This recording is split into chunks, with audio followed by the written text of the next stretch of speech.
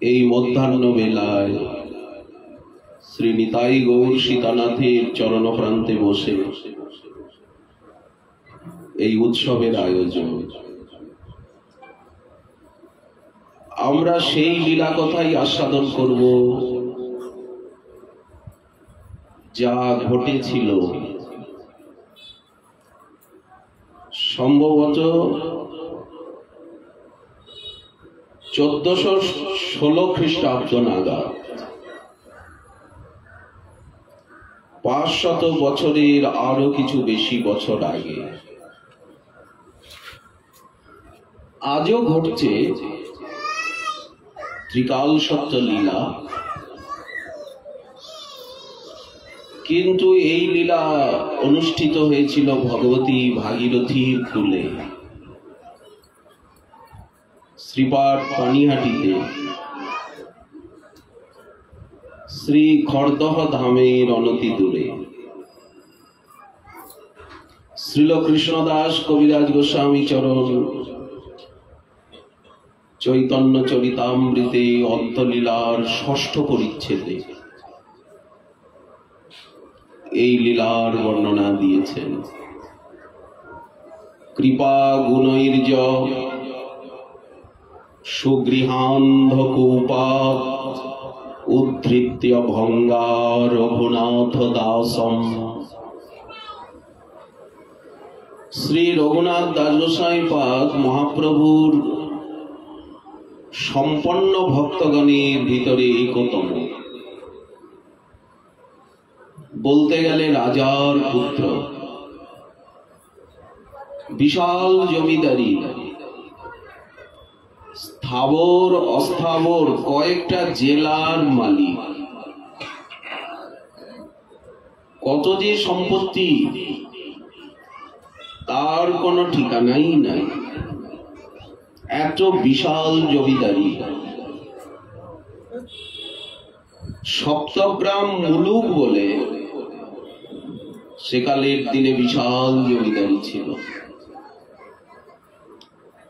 বাদশার কাছের থেকে, বাংলার বাদশার কাছের থেকে ইজারা নিয়ে, লিজ নিয়ে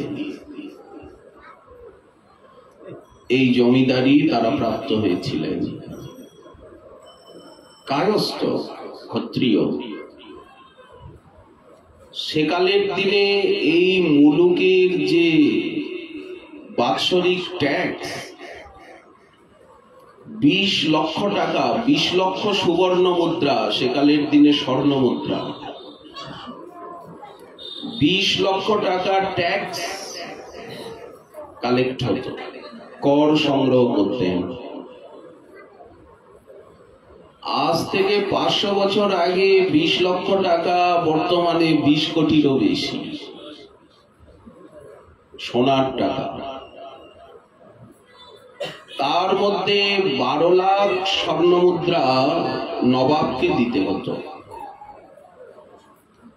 আর 8 লাখ স্বর্ণ মুদ্রা নিজেদের থাকত। এটা ট্যাক্সে বাৎসরিক আয়। অর্থাৎ বর্তমানের হিসাবে রঘুনাথ দাস গোসাই পাদের বাৎসরিক রাজস্বের থেকে আয় 8 কোটির উপরে। এইবার জায়গা জমি স্থাবর অস্থাবর সম্পত্তি তো আছে, কত বড় ধনীর তোলা। এই জন্য কবিরাজ গোসাই পাদ বলছেন সুগৃহান্ধকূ। রঘুনাথের যে গৃহ ছিল সেটি অন্ধকূপ, ঘরটাকে অন্ধকূপ বলছে। কুয়ো, বিশাল গভীর কুয়ো, কিন্তু জল নাই। সুগৃহান্ধকূপাৎ। মহাপ্রভু সেখানের থেকে তাকে তুললেন ভঙ্গি করে, জগৎকে দেখাচ্ছেন এইরকম বহু গৃহ অন্ধকূপে পতিত গণকে আমি তুলব। তারই দৃষ্টান্ত একটা প্রকট করলাম। ভঙ্গি করে তুললেন, অথচ উনি এমন ভাব দেখালেন যে উনি কিছুই করেননি। এই মহাপ্রভুর কৃপার পদ্ধতি বা পরিপাটি বুঝতে দেবেন না। উনি মনের উপরে প্রভাব ফেলবেন, অথচ বাইরে কিছু বলবেন না। তাকে সংসার গৃহান্ধকূপের থেকে তুলে নিয়ে নীলাচল ধামে নিয়ে গেলেন। সেখানে স্বরূপ দামোদরের হস্তে সমর্পণ করে দিলেন। অপূর্ব সাধনার এবং সাধকের আদর্শ প্রকট করলেন।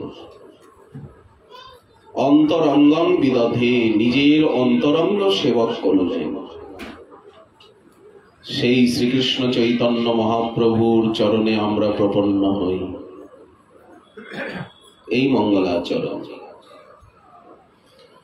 রঘুনাথ দাস গোস্বামী পাদ যখন বিদ্যা অধ্যয়ন করছেন, তখন হরিদাস ঠাকুর গিয়েছিলেন সপ্তগ্রামে। ওনাদেরই রঘুনাথেরই বিদ্যাগুরু এবং কুলপুরোহিত বলরাম আচার্য মহোদয়, তিনি ছিলেন হরিদাস ঠাকুরের কৃপাভাজন। তিনি হরিদাস ঠাকুরকে নিয়ে যেতেন, ঠাকুরও মাঝে মাঝে যেতেন। এই বলরাম আচার্যের গৃহেই রঘুনাথ অধ্যয়ন করতেন। সেইখানেই হরিদাস ঠাকুরের সঙ্গে সাক্ষাৎকার। হরিদাস ঠাকুরের কৃপায়, তার শ্রীমুখে নাম শ্রবণে, হরিনামে বিশ্বাস এসে যায়। মহতের দর্শনে, মহতের কৃপাতেই এই পথে শ্রদ্ধা আসে এবং প্রবেশ ঘটে। মহৎ কৃপা বিনা কোন কর্মে সিদ্ধি নয়। কৃষ্ণ ভক্তি দূরে রহু, সংসার না হয় ক্ষয়। হরিদাস ঠাকুরের কৃপা। হরিদাস ঠাকুর খুব স্নেহ করেন। অনেক তত্ত্ব কথা তার মুখে শ্রবণ করে এবং হরিদাস ঠাকুরের নিকট নামাশ্রয় প্রাপ্ত হয়ে, নাম মহিমা অবগত হয়ে, তার কৃপারসে সিঞ্চিত হয়ে রঘুনাথের অন্তরে বৈরাগ্য এসে যায়। কিশোর অবস্থায় সংসারের অসারতা অনুভব করেন। তারপরে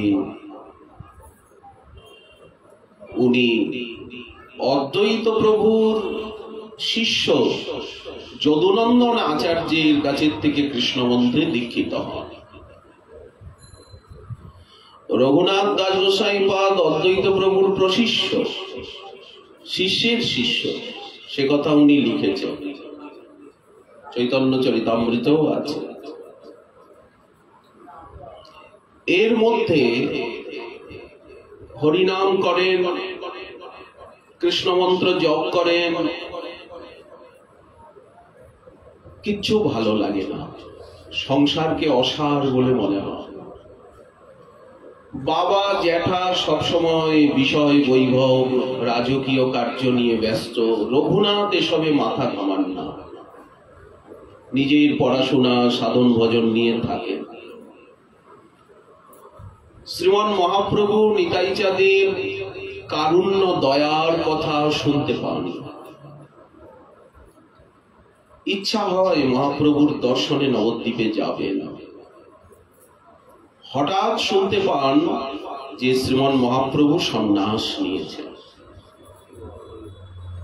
শান্তিপুরে এসেছেন অদ্বৈত আচার্য প্রভুর ভবনে।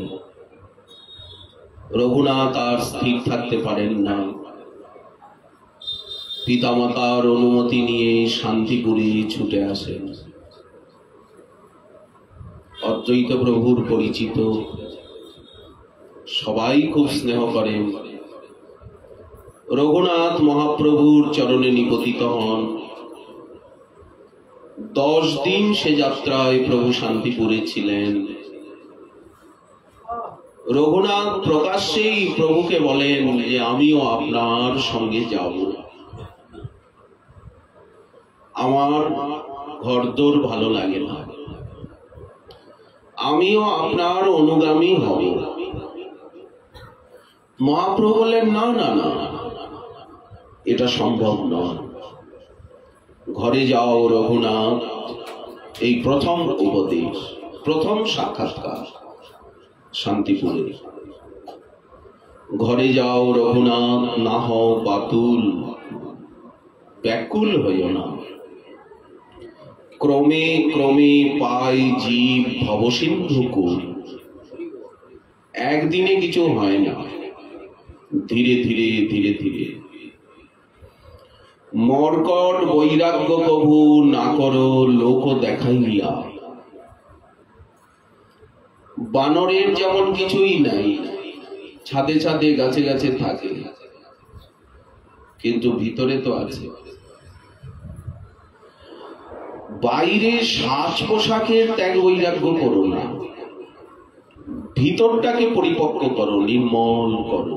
ভিতরটা পরিষ্কার না করে আগেই যদি বাইরে সাজি, তো এটা দাম্ভিকতা হবে।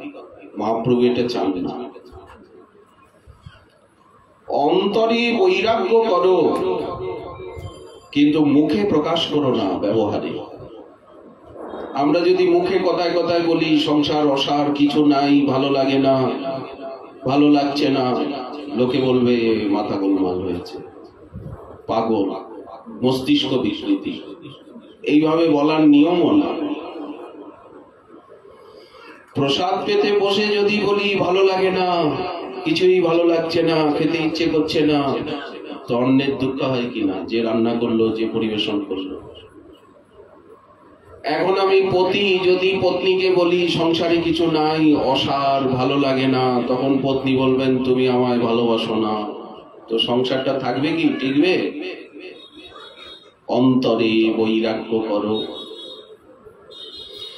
নিজের জ্ঞান বৈরাগ্য অনুভূতিকে বুকের ভিতরে গোপন করে রাখো না। মুখে কেন ব্যক্ত করছো, ছটফট করছো কেন? অন্তরে বৈরাগ্য করো, বাহ্যে লোক ব্যবহার।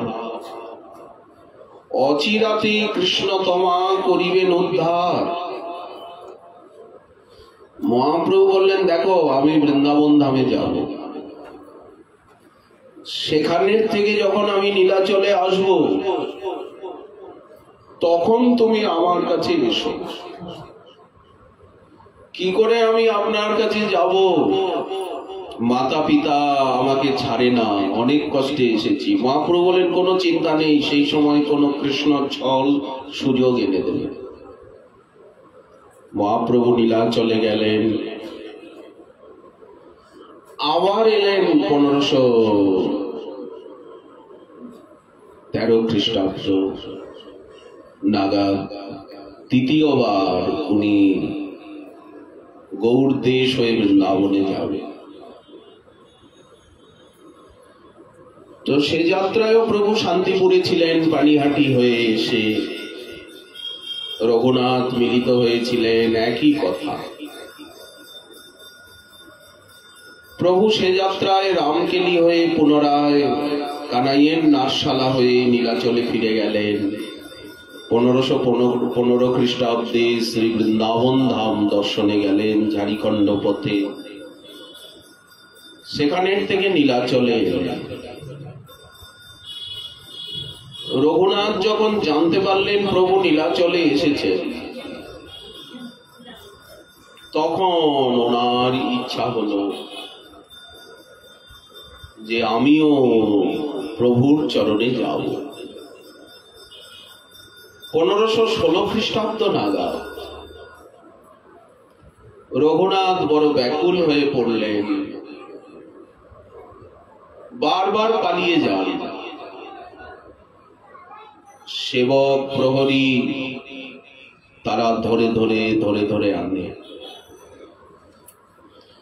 এর মধ্যে রঘুনাথের বিবাহ হল। জমিদারের এক পরমা সুন্দরী অপ্সরার মতো কন্যার সঙ্গে রঘুনাথের বিয়ে দিলেন বাবা জ্যাঠা। ভাবলেন বিবাহ বন্ধনে পড়লে রঘুনাথের যদি মস্তিষ্ক কিছু শান্ত হয়, প্রকৃতিস্থ হয় পুত্র, কিন্তু কিছুই হলো না। বিবাহ বন্ধন রঘুনাথের মনের উপরে কোনো প্রভাব বিস্তার করল না, কোনো মানসিক পরিবর্তন হলো না। বারবার পালান আর বারবার ধরে আনে। মা বললেন ছেলে পাগল হয়ে গেছে, এত বড় ধনির দুলাল, একটা মান সম্মান বলে আছে, একে বেঁধে রাখ। এতদিন তো নজরবন্দি করে রেখেছিল। মা বললেন বেঁধে রাখো। পিতা বললেন ইন্দ্র সম ঐশ্বর্য, স্ত্রী অপ্সরা সম,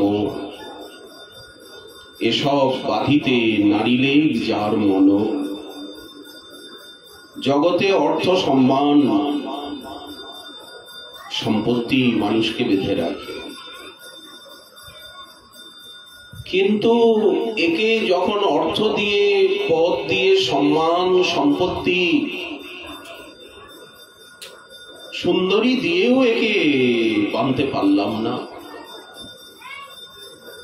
দড়ির বাঁধনে তারে রাখিবে কে মতে।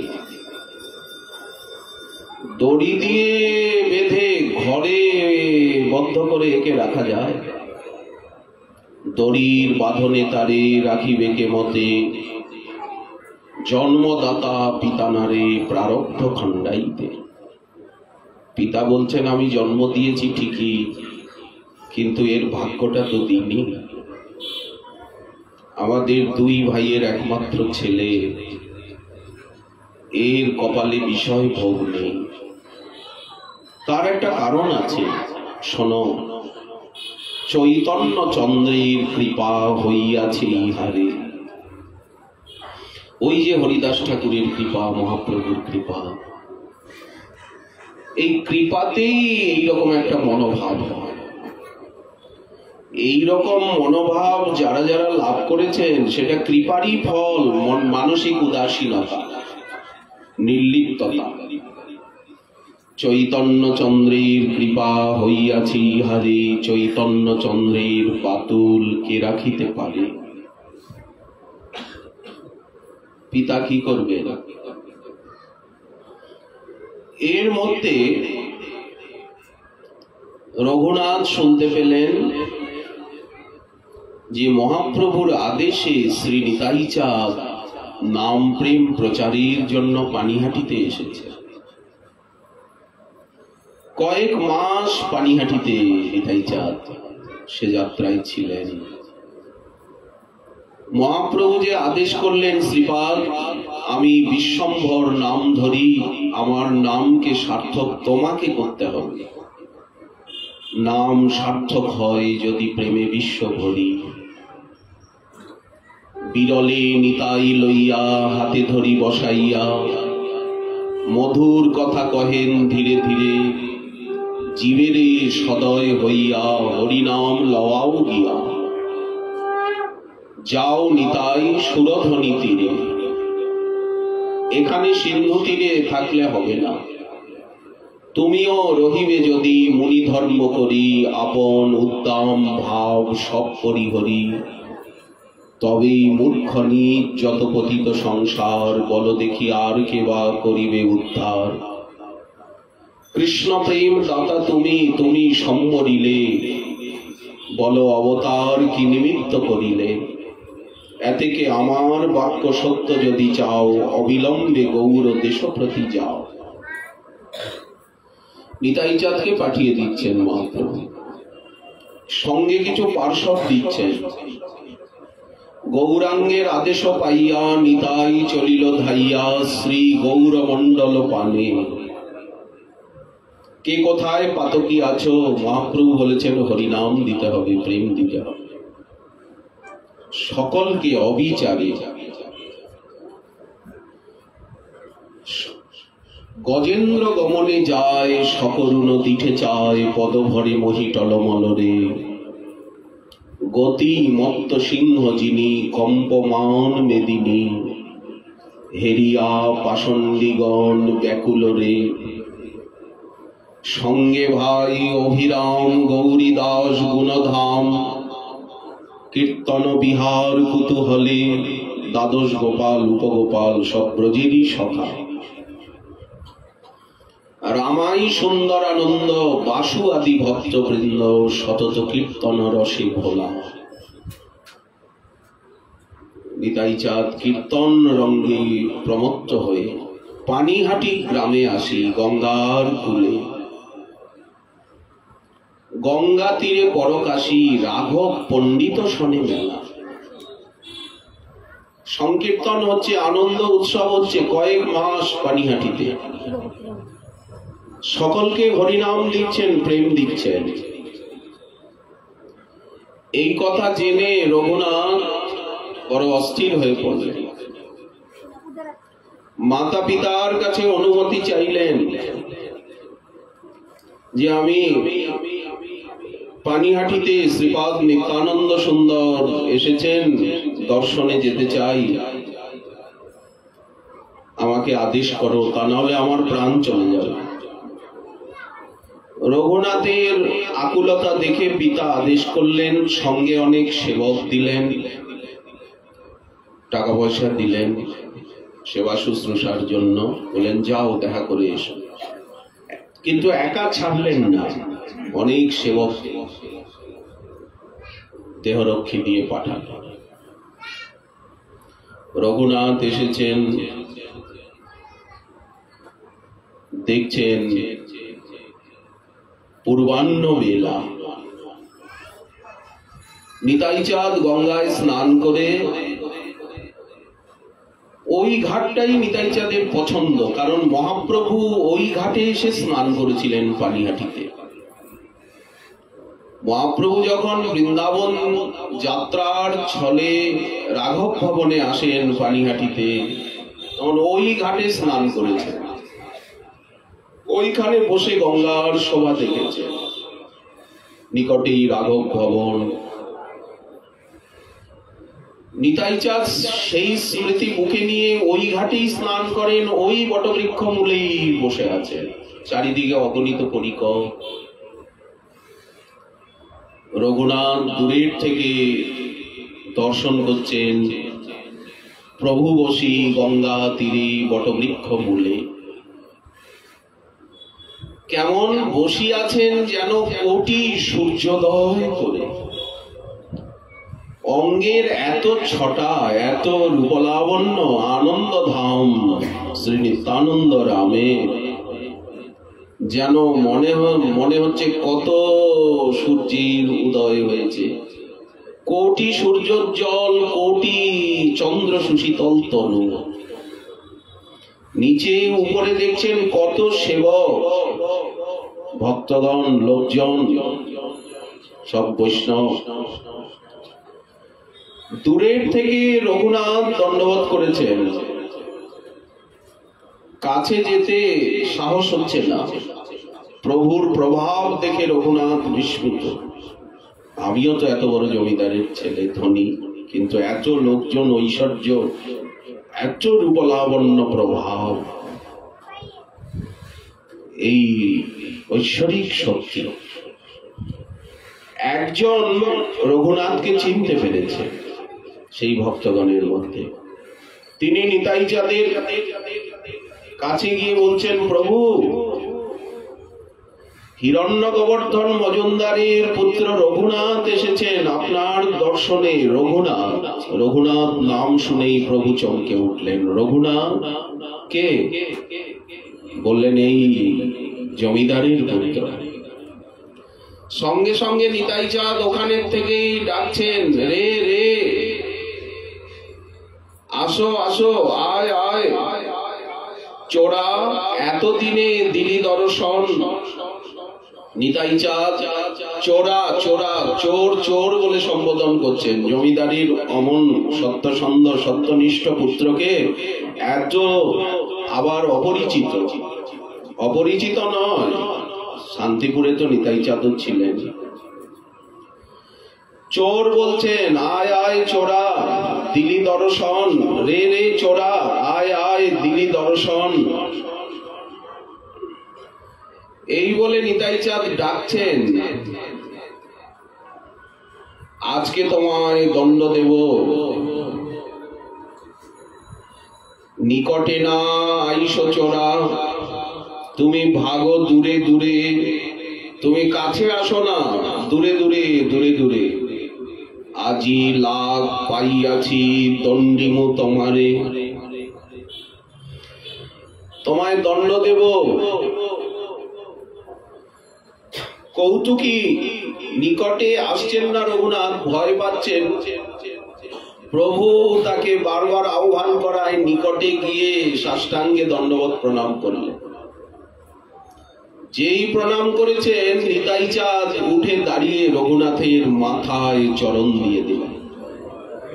দেখুন, মস্তকের উপরে চরণ তুলে দিয়েছে। কৌতুকী নিত্যানন্দ সহজে দয়াময়, প্রেমে মত্ত নিত্যানন্দ কৃপা অবতার, উত্তম অধম কিছু না করে বিচার, সম্মুখে যে করয়ে তারে করয়ে নিস্তার। এই নিত্যানন্দের স্বভাব। মহাপ্রভু কিন্তু এমন করেন না। উনি ত্রিনাদবি শ্লোকের যাজন করেন, উনি সম্পূর্ণ শাস্ত্র মর্যাদাকে পালন করেন। কিন্তু নিত্যানন্দ এমনই কৃপা ঘনমূরতি, উনি শাস্ত্র বিধির ধার ধারেন না, ত্রিনাদবি শ্লোকের ধার ধারেন না। জানে দিব মাত্র, কি করে দেওয়া যায়। আকর্ষিয়া তার মাথে ধরিলা চরণ। বারবার চোর চোর, দণ্ড দণ্ড, এসব কথা এখানে কেন? এখানে কে কার কি চুরি করেছে, আর কে কাকে দণ্ডই বা দেয়? নিতাই চাঁদের অভিমান, গৌরাঙ্গ আমার, আমি যাকে গৌর ধনে ধনী করি, আমি যাকে গৌর সেবা দিই, গৌর প্রেম দিই, সেই তো পেতে পারি।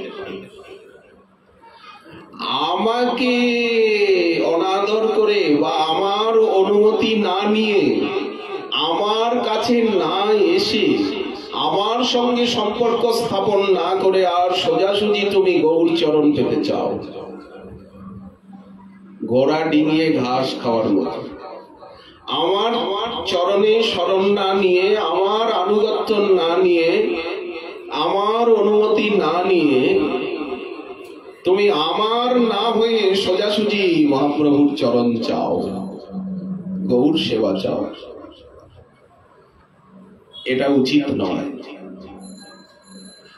কারো পক্ষেই উচিত নয়। এমন করুণার সিন্ধু নিতাই চাঁদের করুণা না নিয়ে, ওই জন্য মহাপ্রভু বলছেন, ভজিলেও সেই জন কভু মোর প্রিয় নহে। নিতাই চাঁদকে রঘুনাথ অবজ্ঞা করেননি, অবহেলা করেননি। কেউই নিতাই চাঁদকে অবজ্ঞা করেন না, অবহেলা করেন না। করেন কি? কিন্তু নিতাইয়ের না হয়ে, নিতাইয়ের আনুগত্য না নিয়ে সোজাসুজি গৌর সেবার অভিলাষ। ওই যে বলা হলো, হেন নিতাই বিনে ভাই রাধা কৃষ্ণ পাইতে না। ওই জন্যই চোর চোর বলছে। আজি লাখ পাইয়াছি দণ্ডিমু তোমারে, কি দণ্ড? কৃপা দণ্ড। নিতাই চাঁদ বলছেন, এই যে ভক্তগণকে দেখছো, ভালো করে দই চিড়ে, দুধ চিড়ে, সন্দেশ এইসব ভোজন করা। দধি চিরা ভক্ষণ করা হোমর গণে। আচ্ছা, এই রকম কৃপাদণ্ডের আদেশ কার অন্তরকে না উৎফুল্ল করে? আর রঘুনাথ তো ধনীর তোলা, উনি তো সেবা শুশ্রূষা করবেন সেই সংকল্প নিয়েই তো এসেছেন, নাকি খালি দর্শন করবেন? শুনি রঘুনাথ আনন্দিত হইলা মনে। মহোৎসব হবে। নিতাই চাঁদ বললেন, আজকে মহোৎসব হবে, দধি চিরার মহোৎসব। সঙ্গে সঙ্গে গ্রামের থেকে, ওখানে তো কিছু নেই, গঙ্গার পাড়, গাছের তলায় বসে আছে। এখন দোকানে লোক পাঠানো হলো, রঘুনাথের সঙ্গে অনেক লোকজন এসেছেন। সেখানে থেকে গ্রামে লোক পাঠানো হলো, যত দই চিড়ে আছে সব নিয়ে এসো। দই চিড়ে, দুধ, কলা, আম, সন্দেশ যেখানে যত আছে আশেপাশের গ্রামে সব সংগ্রহ করলে। বড় বড় এই যে মাটির চারা, মাটির পাত্র সব নিয়ে আসা হলো। আর 400-র উপরে 400-500 মালসা জোগাড় করা হলো। চিরা ভেজানো হলো, দুধ গরম করে ঘনাবর্ত দুধে চিরা দিয়ে দেওয়া হলো। তার মধ্যে কলা, ঘি, কর্পূর, চিনি দিয়ে দুধ চিরা আর দই চিরা মাখা হলো। এইবার নিত্যানন্দ প্রভু সুন্দর ধুতি পরে আর সেই বটবৃক্ষের মূলে বসেছেন। চারিদিকে মণ্ডলী বন্ধে দ্বাদশ গোপাল বসেছেন, উদ্ধারণ দত্ত আদি প্রভুর পরিকর। মহোৎসব হবে শুনে অনেক ভট্টাচার্য ব্রাহ্মণ সজ্জন এলেন। নিতাই চাঁদ মান্য করে সকলকে উপরে বসালেন। যত ভট্টাচার্য ব্রাহ্মণ এসেছেন সকলকে উপরে মান্য করে বসালেন। উপরে ভরে গেল বেদি। এইবার নিচে সকলে বসেছেন, নিচেও ভরে গেল, জায়গা হচ্ছে না। তখন গঙ্গার পাড়েও জায়গা হচ্ছে না। তখন লোকে গঙ্গার জলেও নেমে গেলেন, হাঁটু জল অব্দি লোক দাঁড়িয়েছে। নিতাই চাঁদের সামনে 7টি মালসা রাখা হলো, 7 কুন্ডি, দুধ চিড়ে এবং দই চিড়ে। আর প্রতি ভক্তের সামনে সামনে দুটি করে মালসা দেওয়া হলো, একটা দুধ চিড়ে, একটা দই চিড়ে। যারা গঙ্গার জলে নেমে গেছেন, উপরে জায়গা নেই, জলেই দাঁড়িয়ে আছেন, তাদেরও হাতে দুধ চিড়ের মালসা, দই চিড়ের মালসা দেওয়া হলো মাটির পাত্রে। সকলের দুধ চিড়া, দুগ্ধ চিড়া দেওয়া হয়ে গেছে। এখন নিতাই চাঁদ ধ্যানে বসলেন। ধ্যান করে মহাপ্রভুকে আহ্বান করে আনলেন। তবে নিত্যানন্দ ধ্যানেতে বসিলা। মহাপ্রভুকে ধ্যানে আহ্বান করছেন। মহাপ্রভু তো নীলাচলে। নিতাইয়ের ধ্যানে আকৃষ্ট হয়ে মহাপ্রভু এসেছেন উৎসবের স্থানে। মহাপ্রভু আইলা দেখি নিতাই উঠিলা। নিতাই চাঁদ উঠে দাঁড়িয়েছেন, মহাপ্রভু এসেছেন। ধ্যানে, চিন্তনে মহাপ্রভুকে নিয়ে আর উনি ঘুরছেন। চারিদিকে ঘুরে মহাপ্রভুকে দেখাচ্ছেন বৈষ্ণবের মণ্ডলে। প্রতি মালসার থেকে এক গ্রাস তুলে আর মহাপ্রভুর শ্রীমুখে দিচ্ছেন। সকলের কাছে যাচ্ছেন আর মালসার থেকে এক গ্রাস তুলে মহাপ্রভুর শ্রীমুখে দিচ্ছেন। বলরাম আবেশে মহাপ্রভু এক গ্রাস তুলে শ্রীপাদের মুখে দিচ্ছেন। কিন্তু কেউ বুঝতে পারছেন না যে নিতাই চাঁদ এই মণ্ডলের ভিতরে যে ঘুরে বেড়াচ্ছেন, সকলের কাছে যাচ্ছেন, সকল মালসায় হাত দিচ্ছেন, চিরা চুনছেন। কোন ভাগ্যবান মহাপ্রভুর দর্শন পাচ্ছেন, কেউ দর্শন পাচ্ছেন। নিতাই চাঁদ পুরো মণ্ডলটা ঘুরলেন। এইবার আসনে এসে বসলেন। মহাপ্রভুর আসন দক্ষিণে রাখিয়া ডান দিকে মহাপ্রভুর আসন দিলেন। সেখানে 4টি মালসা দিলেন আর নিজের কাছে রইল 3টি মালসা। এইবার নিতাই চাঁদ মহাপ্রভুকে মালসার থেকে মহাপ্রভুর শ্রীমুখে দিচ্ছেন। মহাপ্রভু নিতাই চাঁদের শ্রীমুখে দিচ্ছেন। হরিধ্বনি করে সকলকে আদেশ করলেন, সকলে প্রসাদ ভোজন প্রারম্ভ করে। চারিদিকে বিপুল হরিধ্বনি, তুমুল হরিধ্বনির ভিতরে দধি চিরা, দুগ্ধ চিরা ভোজন প্রারম্ভ হলো।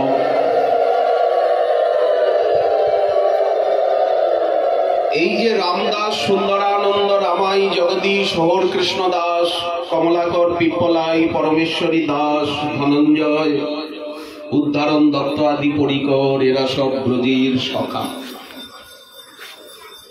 সকলের পাশেই তো গঙ্গা, একেবারে গঙ্গার কূলে। সকলের মনে হচ্ছে গঙ্গাকে তারা অনুভব করছেন যমুনা। ভাগবতে যেমন যমুনা পুলিনে সখাগণ সঙ্গে শ্রীকৃষ্ণের বনভোজনের বর্ণনা আছে, সেই ভাবাবেশ, সেই লীলার উদ্দীপনা প্রকট পেল। সকলে সেইভাবেই মগ্ন হলেন পুলিন ভোজন লীলা। যমুনার বনভোজন হচ্ছে, পুলিন ভোজন। নিতাই চাঁদ কত কত ভাবাবেশ প্রকাশ করলেন। নিত্যানন্দ, পরিকর সবাই সূক্ষ্মভাবে আবিষ্ট হয়ে গেলেন, নিতাই চাঁদ বলরাম ভাবে আবিষ্ট। এর মধ্যে রাঘব পণ্ডিত এসেছেন। রাঘব এসে দেখছেন যে উৎসব হচ্ছে। রাঘব বললেন, প্রভু আজকে মধ্যাহ্নে তো আমার ওখানে ভোজনের কথা, নিমন্ত্রণ, আর এখানে তুমি উৎসব করছো। নিতাই চাঁদ বললেন, রাঘব আমি গোপ জাতি, গোপগণ সঙ্গে পুলিন ভোজনে বড় আনন্দ পাই। ঠিক আছে, তোমার গৃহের যে প্রসাদ রাত্রিবেলা পাবো, রাত্রে তোমার গৃহে ভোজন হবে, এসো তুমিও বসো। এই বলে রাঘবকে বসালেন। রাঘবের সামনেও দুটি মালসা দিলেন। রাঘব পণ্ডিত অনেক শুকনো প্রসাদ নিয়ে এসেছিলেন, নিঃশক্তি প্রসাদ, ফল মূল মিষ্টান্নাদি, সেইগুলি দিলেন প্রভুকে। ভোজনানন্দে মগ্ন হলেন। 20 জন পরিবেশন করছে। যেই খালি হয়ে যাচ্ছে, দই চিড়ে দাও, দই চিড়ে দাও। উৎসব হচ্ছে জেনে গ্রামের থেকে কত কত লোক দই নিয়ে, চিড়ে নিয়ে, কলা নিয়ে আসছে। তার জিনিস দাম দিয়ে কিনে আবার তাকেই খাওয়ানো হচ্ছে। এইভাবে যত চিড়া এলো, দই এলো, দুধ এলো, দুগ্ধজাত জিনিস এলো, সব কিনে নিয়ে আর সকলকে বেলানো হলো। মহা মহোৎসব হলো, দধি চিড়া মহোৎসব বলে যার খ্যাতি। এইবার নিতাই চাঁদ আচমন করলেন। সেবক মালা চন্দনে ভূষিত করলেন, তাম্বুল অর্পণ করলেন। নিতাই চাঁদ হেসে হেসে তাম্বুল অর্পণ করছেন। সকলকে প্রসাদী মালা চন্দনে বিভূষিত করলেন সেবকগণ। রঘুনাথকে আহ্বান করে ওই যে মহাপ্রভু আস্বাদন করেছেন যে 4টি মালসা, সেই 4টি মালসা নিতাই চাঁদ রঘুনাথকে দিলেন। বলেন, এই তুমি নাও, মহাপ্রভু সাক্ষাৎ এসেছেন তোমার উৎসবে। মহাপ্রভু এইখানেই আছেন, উনি এসেছেন নীলাচলের থেকে, উনি ভোজন করেছেন আমার পাশে বসে। এই ওনার অধরামৃত 4টি মালসা নাও। রঘুনাথ তার সেবকদের নিয়ে সেই মালসা ভোগ আস্বাদন করলেন। এরপরে রঘুনাথকে ডেকে নিতাই চাঁদ তার চরণে যখন পতিত হয়েছেন, রঘুনাথ প্রভু আমার মনে একটাই অভিলাষ, একটাই বাঞ্ছা, আমি নির্বিঘ্নে মহাপ্রভুর চরণ পাই। বারবার গৃহ ত্যাগ করে যাই, বারবার পালাই, আর আমাকে ধরে ধরে আনে, বেঁধে রাখে। নিতাই চাঁদ বললেন, কোনো চিন্তা নেই, তোমার সংসার বন্ধন অচিরে ছিন্ন হবে, তুমি অবশ্য নীলাচলে যেতে পারবে, মহাপ্রভুর চরণ পাবে। মহাপ্রভু তোমাকে স্বরূপ দামোদরের হাতে সমর্পণ করবেন এবং অন্তরঙ্গ করে নিজের চরণে রাখবেন। এই আশীর্বাদ করে রঘুনাথের মস্তকে চরণ দিলেন। এই যে তুমি মহাপ্রভুর অধরামৃত পেলে না, তোমার সংসার বন্ধন ঘুচে গেল। এইবার নিতাই চাঁদ বিশ্রাম করলেন, সন্ধ্যা হয়ে এলো। রাত্রিবেলা রাঘবের ভবনে কীর্তন আরম্ভ হলো। ভক্ত সব নাচাইয়া নিত্যানন্দ রায় আগে ভক্তগণকে নাচাচ্ছেন, নাচো রামদাস, পরমেশ্বর দাস, জগদীশ, মহেশ, নৃত্য করো। এক এক ভক্তের নাম নিয়ে প্রভু সকলকে নাচাচ্ছেন। ভক্ত সব নাচাইয়া নিত্যানন্দ রায় শেষে নৃত্য করে প্রেমে জগত ভাষায়। নিতাইয়ের নর্তন যেন প্রভুরই নর্তন, তুলনা দিবার নাহি এদিন ভুবন। নিতাই চাঁদের নৃত্য যেন মহাপ্রভুরই নৃত্য। নিতাই চাঁদের নর্তন মাধুরী। যখনই নিত্যানন্দ প্রভু নৃত্য আরম্ভ করেন, কীর্তন আরম্ভ হয়, যেখানেই হোক মহাপ্রভু নীলাচলের থেকে ছুটে আসেন সে নৃত্য দেখতে। শচীর রন্ধনে আর নিতাই নর্তনে, শ্রীবাস অঙ্গনে আর রাঘব ভবনে, এই চার জায়গায় মহাপ্রভু নিত্য প্রকাশিত হন, নিত্যই ছুটে আসে। তো নিতাই চাঁদ দেখতে পান যে মহাপ্রভু আমার নৃত্য দেখছেন, অনুভবও পান মাঝে মাঝে। মহাপ্রভু দেখা দেন, বুঝিয়ে দেন, অলৌকিক রূপ লাবণ্য গন্ধ প্রকাশ পেয়ে যায় মহাপ্রভু এলে। রাঘবের ভবনে মহাপ্রভু নিতাই চাঁদ সপরিকর নৃত্য করলেন রাত্রিবেলা। এরপরে নানা প্রসাদ আস্বাদন করলেন রাঘবের ঠাকুরের। রাঘবের ঘর গৃহে রান্ধে রাধা ঠাকুরানী। রাঘবের গৃহের প্রসাদ এত সুস্বাদু, এত সুগন্ধি, মহাপ্রভু ছুটে আসেন সেই প্রসাদের আস্বাদনে।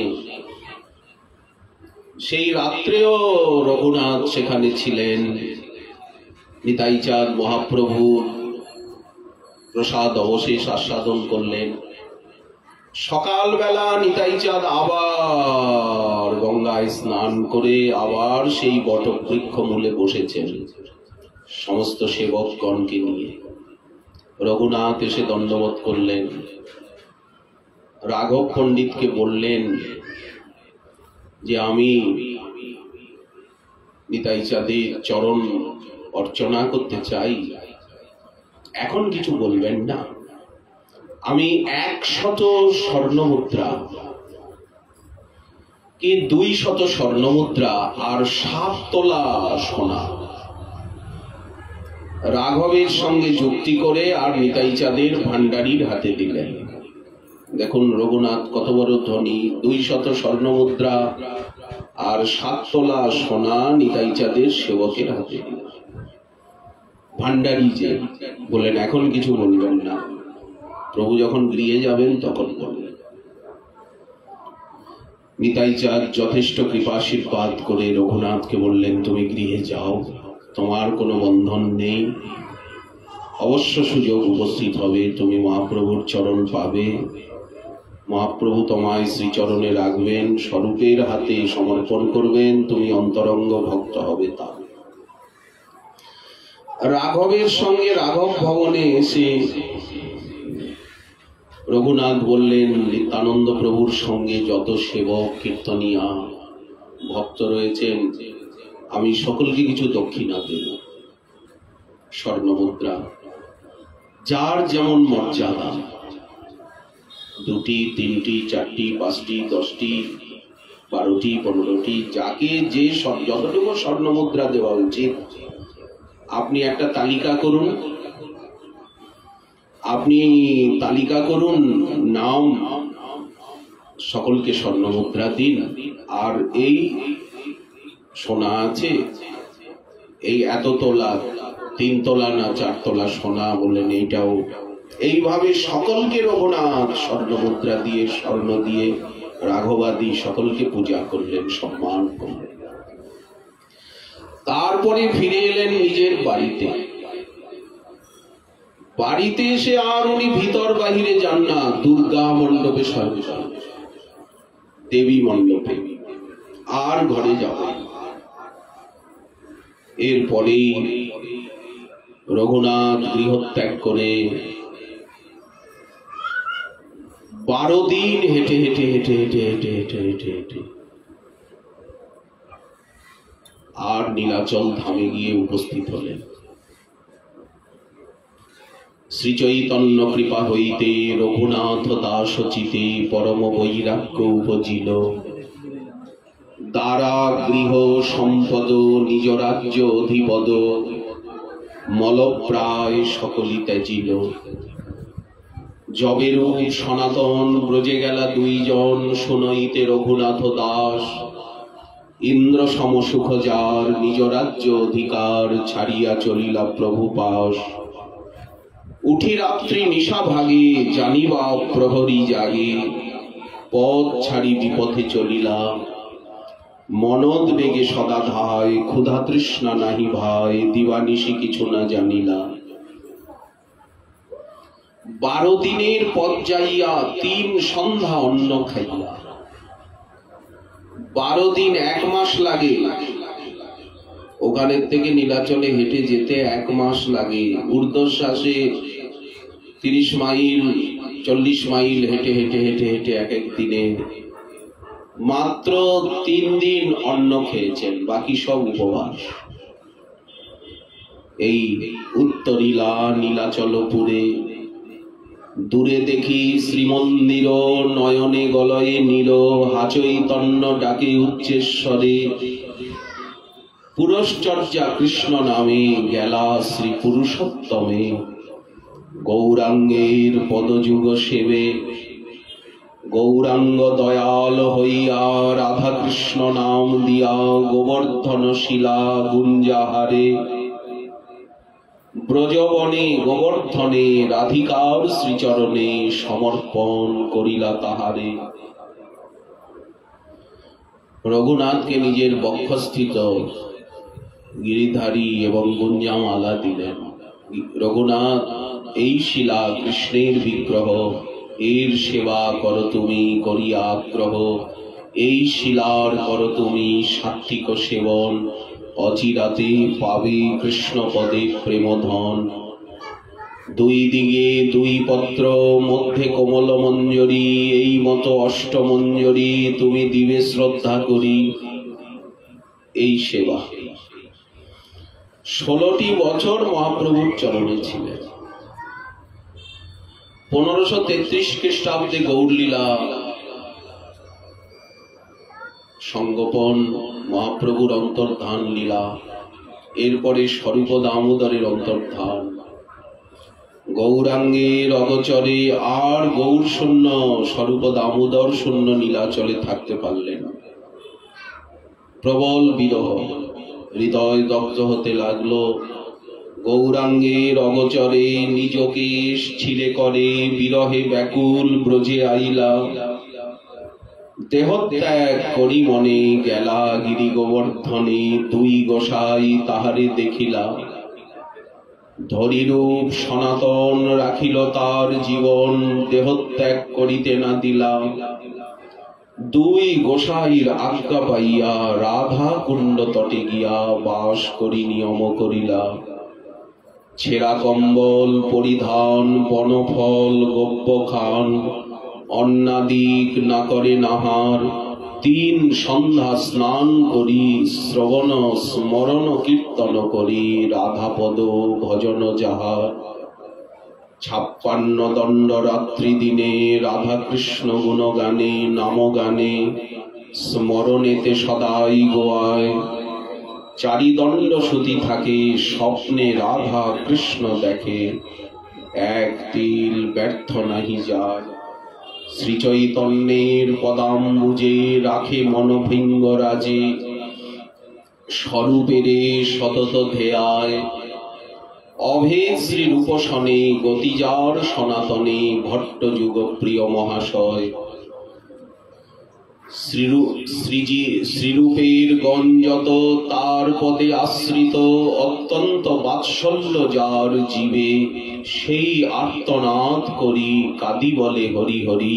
প্রভুর করুণা কবে হবে, হাহা রাধা বল্লভ গান্ধর্বিকা বান্ধব রাধিকা রমণ রাধানাথ, হাহা বৃন্দাবনেশ্বর, হাহা কৃষ্ণ দামোদর, কৃপা করি কর আত্মসাৎ। কাঁদে গোসাই রাত্রি দিনে, পুরী যায় তনু মনে, খেনে অঙ্গ ধুলায় ধূসর। চক্ষু অন্ধ অনাহার, আপনার দেহভার বিরহে হইল জড়জর। রাধা কুণ্ড তটে পড়ি সঘনে নিঃশ্বাস ছাড়ি, মুখে বাক্য না হয় স্ফুরণ। মন্দ মন্দ জিহ্বা নরে, প্রেম অশ্রু নেত্রে পড়ে। মনে কৃষ্ণ করয়ে ভাবন, হাহা রাধা কৃষ্ণ কথা, হা ললিতা হা বিশাখা। কৃপা করি দেহ দর্শন, হা চৈতন্য মহাপ্রভু, হা স্বরূপ মোর প্রভু, হাহা প্রভু রূপ সনাতন। এইরকম অবস্থায় আবার কত গ্রন্থ লিখলেন। ব্রজবিলাস, স্তব, স্তবাবলী, বিলাপ কুসুমাঞ্জলি, তারপরে দানকেলি চিন্তামণি, মুক্তাচরিত, কত কত গ্রন্থ। এত বড় ধনীর দুলাল সব ছেড়ে যৌবন অবস্থায় নীলাচলে গিয়ে 16টি বছর মহাপ্রভুর চরণে থাকলেন। কঠোর সাধনা করলেন, কঠোর তপস্যা করলেন। মহাপ্রভুর অন্তর্ধানে শ্রী বৃন্দাবন ধামে গিয়ে শ্রী রূপ সনাতন গোস্বামী পাদের আদেশে রাধাকুণ্ড তটে 50 বছরেরও বেশি সময় বাস করলেন। এখানে 16 বছর, ওখানে 50 বছরের বেশি, আর বাকিটা সংসারে। তারপরে কার্তিকী শুক্লা দ্বাদশীতে ওনার নির্যান তিথি, প্রায় 75-80 বর্ষ বয়সে। কিন্তু গৌরলীলা নিত্য, আজও নিতাই চরণ সত্য তাহার সেবক নিত্য। আজও নিত্যলীলায় সেইভাবেই বিহার করছেন, যেমন নিত্য নবদ্বীপে বিহার করছেন মহাপ্রভুর সঙ্গে, তেমনি বৃন্দাবনেও সেইভাবে ভজন করছেন। আবার রতিমঞ্জরী রূপে রাধারানীর প্রিয় নর্ম সেবিকা নিত্যকাল আছেন, রাধারানীর সেবায়ও আছে। আচার্য লীলাও চলছে, সাধন লীলা, প্রেমদান লীলা। আবার নবদ্বীপেও মহাপ্রভুর সঙ্গে নিত্যলীলায় মেতে আছেন, রাধারানীর সঙ্গেও নিত্যলীলায় মেতে আছেন। এই গৌরাঙ্গের সঙ্গীগণে নিত্য সিদ্ধ করি মানে, সে যায় ব্রজেন্দ্র সুত পাশ। গৌরমণ্ডল ভূমি যেবা জানি চিন্তামণি, তার হয় ব্রজভূমে বাস। তিনি আমাদিগকে কি শেখালেন, কি জানালেন? এই পথে এসে ওনারা পথ দেখিয়েছেন। মহাজনের যেই পথ তাতে হব অনুরত। তো এই যে পথ দেখিয়েছেন, আমরা সাধারণ কলির মানুষ, আমরা এইভাবে এত দ্রুত এইভাবে যেতে পারবো না। তাও ধীরে ধীরে এই আদর্শকে অনুসরণ করে জন্ম জন্ম যাতে ওইভাবে নিতাই চাঁদের চরণে যেতে পারি, ওইভাবে মহাপ্রভুর চরণে নিবেদিতাত্মা হতে পারি, ওইভাবে শ্রী শ্রী রাধা মাধবের চরণ পেতে পারি। এই আদর্শ, এই রাস্তাই তো উনি দেখালেন, পাওয়ার রাস্তাই তো দেখালেন। এইভাবেই তো পেতে হয় নিতাই চাঁদকে, মহাপ্রভুকে, রাধারানীকে। এইভাবেই, এই রাস্তায় এইভাবে গিয়েই তো পেতে হয়। তো যতটুকু আমরা গুরু বৈষ্ণবের কৃপায় এগোতে পারব, ততই আলো পাব, ততই সেই প্রেম রাজ্যের সন্ধান লাভ করব। শ্রী শ্রী নিতাই চাঁদের চরণে, শ্রীমান মহাপ্রভু এবং সীতানাথের চরণে আমরা জানাই পরার্থ প্রণিপাত। শ্রী রঘুনাথ দাস সাঁইপাদের চরণে এবং উপস্থিত গৌর ভক্তবৃন্দের চরণে সকলে কৃপা করুন, সকলে দয়া করুন। এই জাতীয় কৃপা দণ্ড যেন আমরাও জীবনে লাভ করে ধন্য কৃতার্থ হতে পারি। এরকম কৃপা দণ্ড আমাদের উপরেও হোক, আমাদের উপরেও কৃপা হোক, আমাদের উপরেও দণ্ড হোক, আমরাও যাতে ধন্য কৃতার্থ হতে পারি, এই প্রার্থনার সঙ্গে আজকে গৌর কথার এইখানে বিশ্রাম দেওয়া।